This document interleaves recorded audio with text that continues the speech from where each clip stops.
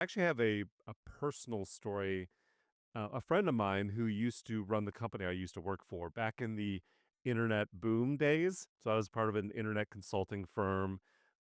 It got sold to another company, and the CEO, great guy, was like, "Oh, great! I get to do the things I always wanted to do." So we bought a Cessna, which I've told you about. He let me go up with him one time, and we went from Raleigh down to the coast in North Carolina. Maybe let me put my hand on the stick and maybe let me take off with it. It was pretty cool, right? So we had that. And then he bought a 50-foot catamaran and wanted to travel the world. And so that's what he did. Yeah, and not as easy as I mean, it doesn't sound easy to Yeah. do that, but I mean, I don't know how much time you've spent on sailboats and stuff, but I've spent a good amount of time, and I mean, it's like it's not for the faint of heart when you get out really out there, especially on a sailing boat. That is adventure, I guess, is my point. It's really, and I would have never imagined he would be the person to do it, but he has got a little bit of that mechanical engineering feel where Yeah. you have to be able to fix anything and everything that happens. And so he sold most of his core stuff, and he actually used to run the Google Earth blog. And he was obsessed with, positioning and Google Earth as his experience.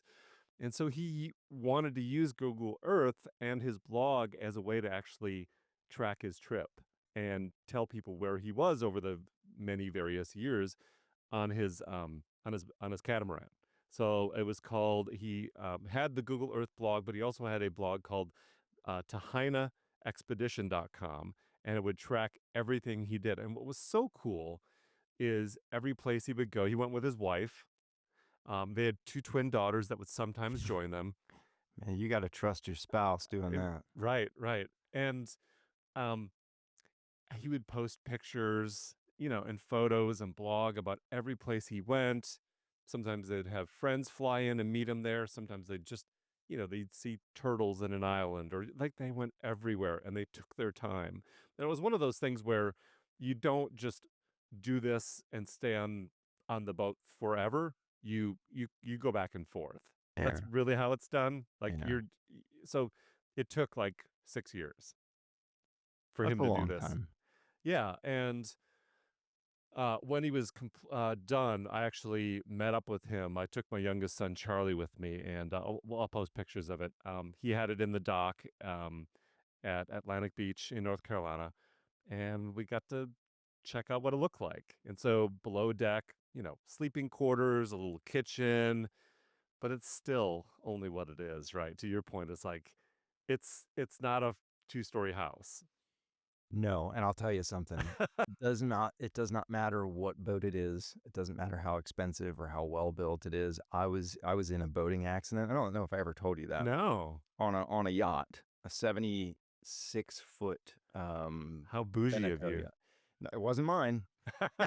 But we were out and off the coast of like around St. Bart and in that area, Yeah. and we hit the rudder hit huge rocks underneath, and I happened to be down in the galley Oh downstairs, shit. and I had wine glasses in my hand, and I mean it's like hitting a brick wall. Oh, Um, really? oh yeah, I still, I slammed into the thing and had cut my arm, and so yeah, it was really really scary. In the moments after that, when you're going like you have the people on the boat, the crew, putting dive suits on and going down to say, "Are we gonna sing?" Yeah, Oh my God. it anything can happen, and that was with experienced people, and Yeah. and so my point to, like, when you say, adventure and adventure spirit and stuff, like, even in 2025, man, that is anything can happen, so Listen, I've never been on a cruise. I will never go on a cruise. It's just not my thing. Even though I deep sea fish and I do all that stuff, I won't go on a cruise. yeah, cruise ships, I don't know, I've never been on one, but It's not my thing. yeah, I don't think it would be my thing either. I'll probably do it once just to have done it, but Well, so it's just with my buddy Frank and him. Like it took him 6 years. Again, we'll share the website. He began it in 2019. Sorry, 2009, and finished in 2015. Then he sold the boat. He had done everything he wanted to do, but like just incredible. Like I admire the guy for doing that. And I know he was pretty conservative about like, listen, if there's storms coming, we're just going to stick here for 2 weeks. You know, like this is not like it's not a race against time. Yeah. You don't want to chance things, and he still ended up in storms. So like it's tricky. Sure.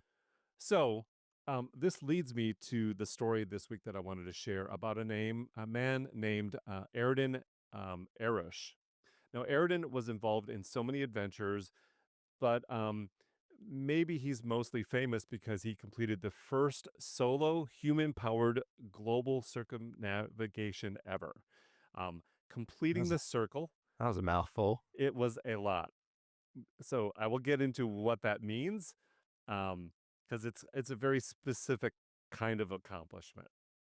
So he completed his circle around the globe on July 21st, 2012, after traveling 41,196 miles in 1,026 days using a rowboat, a kayak, a bicycle, a canoe, and his own feet. Arish is 5'9", 195 pounds. So he's not the biggest guy. You kind of have to be like one of those lean and mean guys. 5'9", 195. Yeah. He's pretty stout, Yeah. stocky. Yeah. He's got a little extra on him, you know? So he had been in this world for a number of years, having done some of the extreme sports. And from what I read, it appeared that his original plan was, I want to bicycle all around the world.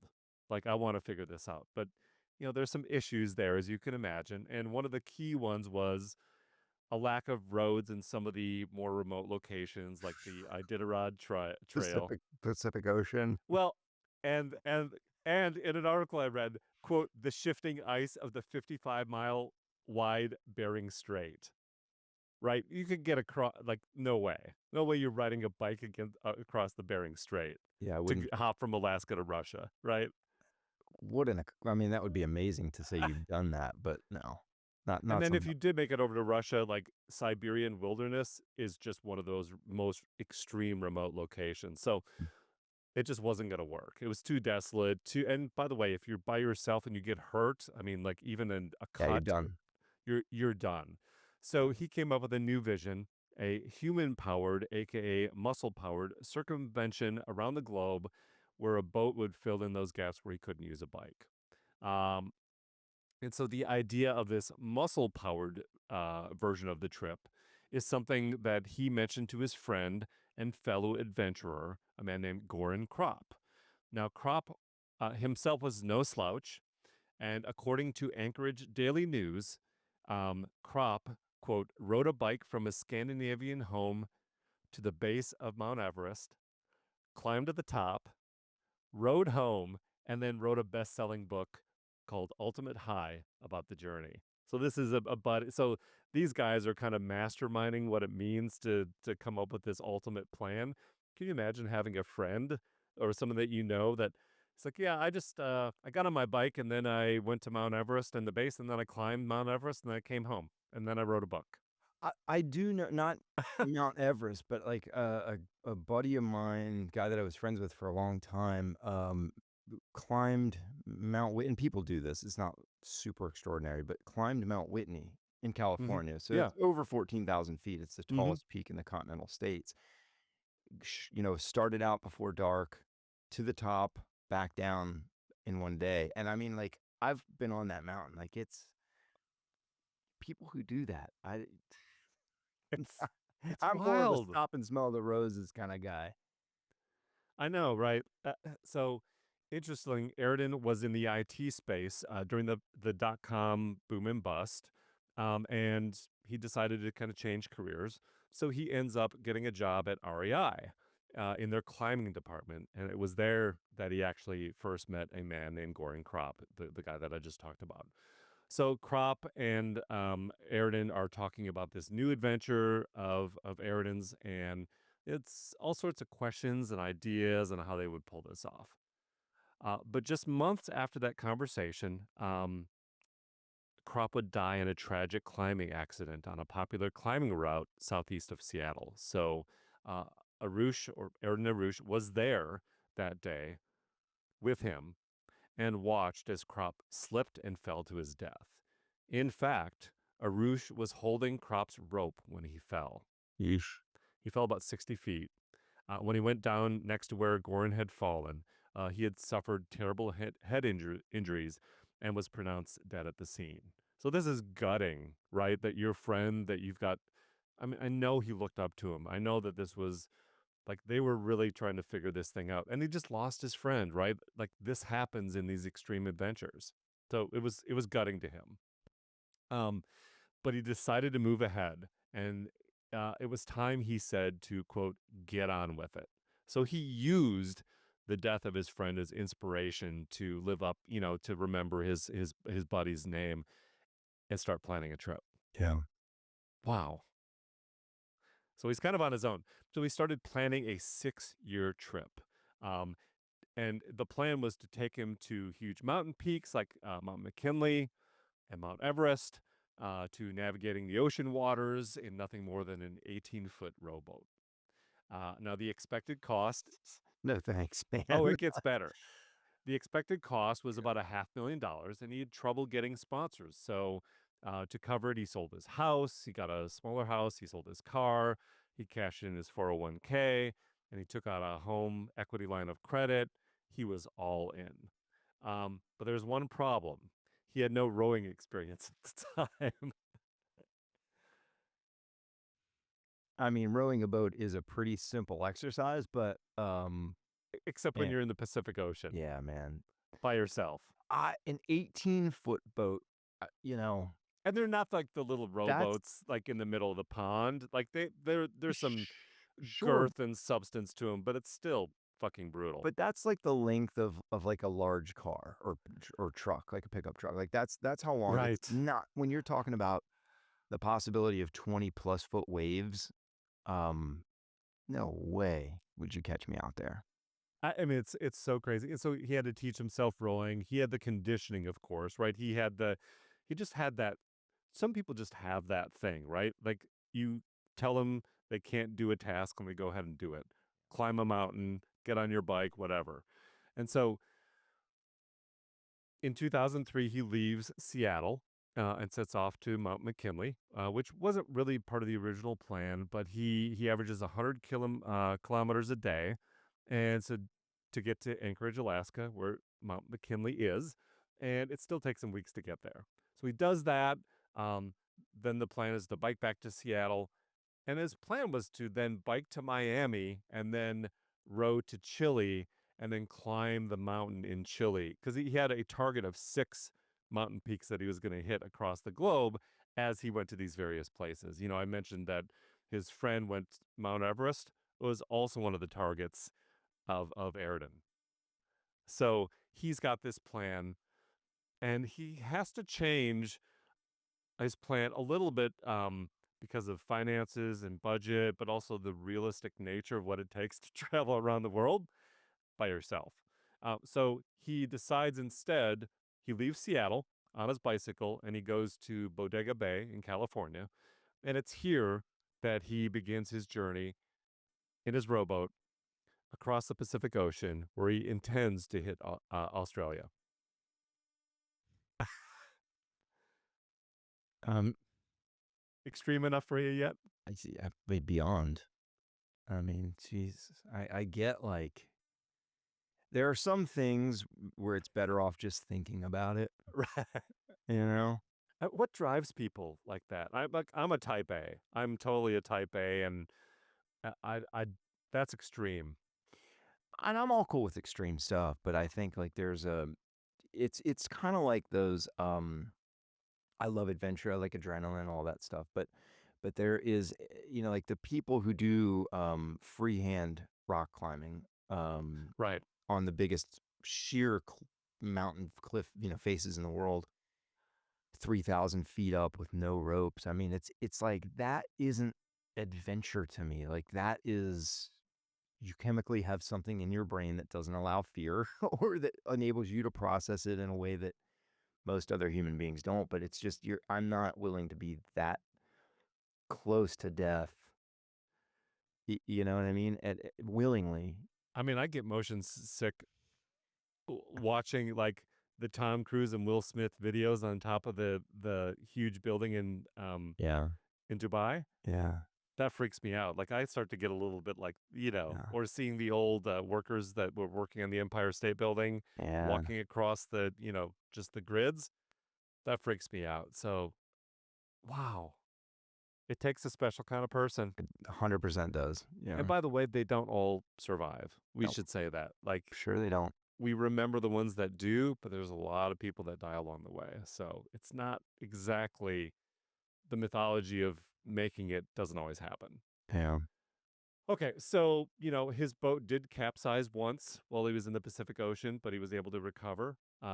He kept going. He winds up in Papua New Guinea after being rescued or meeting up with some Filipino fishermen. So he ends up in Papua New Guinea, and then he climbs the local pyramid there. So that was on his list too. That was just another thing that he had to do.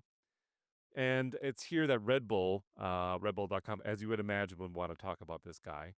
And he talks about how after 147 days of rowing, he was covered in salt blisters and stuck in a counter current he couldn't get out of. So, like, as he's in the Pacific Ocean, I think this is before he hits Papua New Guinea. Um, he's got all these blisters from all the salts. It's just heavy in the Yeah. air, right? Um, and the sun and everything. And he just gets caught in this storm. And he finds after 13 days of rowing, he winds up in the same spot he was at before. That, the willpower, the mental, like, aptitude to, I don't know, to process and deal with that kind of stuff and continue on is as amazing as the physical, uh, realities of doing it. Because imagine these 13 days rowing, you're exhausted, you got blisters, Yep. and you haven't gotten anywhere. I mean, and so he talks about like doing multiplication tables in his head to keep focus and um, like giving himself a reward to listen to music, but not doing it all the time. So like he's got something to look forward to. I get that. It's like driving at night when you're tired. So, and then food, he's only got room for so much food. You can run out of food if you're not careful, if you lose 13 days. So from there, his original plan was to row to India, then cycle to Nepal, then climb Mount Everest. But again, because of dwindling finances and kind of a reshift of plans, he changed his route and he goes around the bottom tip of Australia, spending 3.5 months rowing around there, hitting the Indian Ocean, and eventually hitting the east coast of Africa. So he's then had to abandon 3 of his 6 summit targets that he wanted to climb. He's not able to go to Nepal. He's not able to do Mount Everest, but he's still digging, right? He's still doing this. So he shows up in Africa. He cycles to Mount Kilimanjaro. He meets his wife there. He's part of a party of 12, and they successfully climb Mount Kilimanjaro. And along the way, he hits the monsoon season in Africa, in Mozambique, and his bike got stuck on an unpaved road covered in silt. And he described it as, quote, knee deep chocolate milk. Uh, I Yeah. mean, and then there's the extreme heat, there's the mosquitoes, there's the bugs, there's so many things that are different every continent you hit. And they all want to kill you. And they all All wanna the mosquitoes, the bugs, the snakes, the whatever, all the just the kind of things that you're going to encounter. And again, his original plan had seen him row through the Red Sea, the Suez Canal, go up to Turkey, where he's originally from, and then climb another big mountain peak. He was going to go up to the Mediterranean Sea, um, over on the Atlantic Ocean, and then the Caribbean before he hits home, and then finally cycle back to Seattle. But instead, he cycles across the bottom tip of Africa, going from Mozambique to Tanzania, and then finally across to Namibia. He then rows across the Atlantic Ocean, eventually winding up in Venezuela's coast, recovering there, hitting the Caribbean, and then landing in Cameron, Louisiana. Once he's there, he then bikes back to Seattle. In total, it took 5 years and 11 days with 876 being at sea. Isn't that incredible? Yeah, it is. Wow. I'm just thinking about that bike ride from Louisiana to Seattle He's like alone. he's like, "I'm just gonna hitchhike."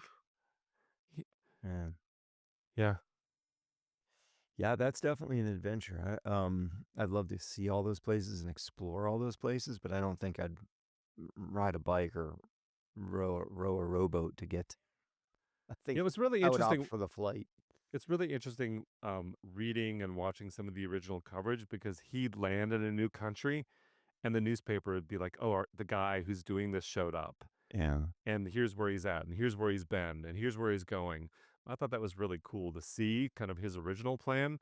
What's also interesting is he's kinda still doing this. Like, he's still rowing, he's still doing these extreme adventures, he's got his own, website that we'll link to, tracking some of the stuff he does, but you the guy's never gonna retire unless his body fails him, or he dies, Yeah. or he doesn't make it one day. It only takes one.